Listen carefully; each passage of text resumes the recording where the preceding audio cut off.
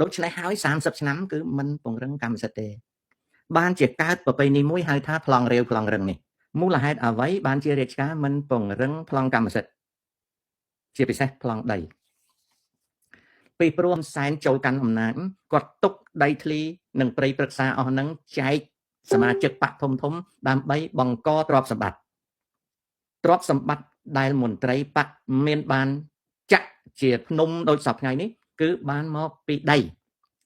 ធនធានក្នុងដីក្នុងទឹកហើយនឹងរបស់លើដីលើទឹកជាជ័យភ័ណ្ឌប្រសិនបើបកប្រញាប់ពង្រឹងកម្មសិទ្ធិកាលណាពង្រឹងត្រូវតែគាំពែដោយច្បាប់កាលណាគាំពែដោយច្បាប់វានឹងរបូតដៃបកចេញពីការគ្រប់គ្រងហើយបើសិនជាបកត្រូវការយករបស់អស់ហ្នឹងមកធ្វើជាទ្រព្យខ្លួននឹងមានបញ្ហាដូច្នេះហើយ30ឆ្នាំគឺមិនពង្រឹងកម្មសិទ្ធិទេបានជាកើតប្រពៃណីមួយហៅថាប្លង់រាវប្លង់រឹងនេះសូមកុំច្រឡំណាអង្គការបកកុម្មុយនីសមានចក្ខុវិស័យសម្រាប់កាន់ទ្រព្យសម្បត្តិទើបមិនឲ្យមានកម្មសិទ្ធិមាំមួនយល់ហើយនៅមិន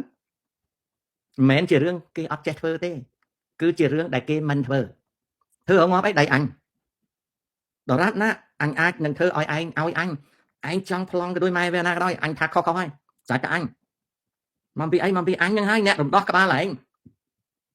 តាមពិតមែនទេឪអញទេរំដោះក្បាលឯងនោះតែឪអញក៏ដកទៅក៏ទុកឲ្យអញកាន់អញ្ចឹងអញវាយឯងបន្តស្ដាប់តើនៅរាជការកើតចេញពីអំណាចបកមួយឈ្មោះហៅថាបកប្រជាជនកម្ពុជាបកនេះជាអតីតបកកុម្មុយនីសកម្ពុជាឈ្មោះហៅថាបកប្រជាជនបដិវត្តន៍កម្ពុជា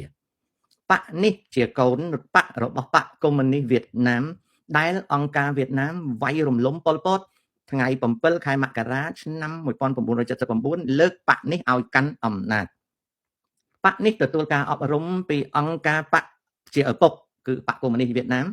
ចាត់ទុកប្រទេសកម្ពុជាជាជ័យភ័ណ្ឌដល់ពេលវៀតណាមដកទ័ពធំចេញពីកម្ពុជាទៅបកនេះក៏ក្លាយជាបកប្រជាជនកាន់អំណាចមេដឹកនាំបកប្រជាជនចាត់ទុកថាទឹកដីព្រៃព្រឹក្សានិងធនធានធម្មជាតិទាំងអស់របស់កម្ពុជាគឺជាជ័យភ័ណ្ឌបកក្រៅពីបកជនធំគ្មាននរណាមានកម្មសិទ្ធិជាម្ចាស់ទេដល់លោក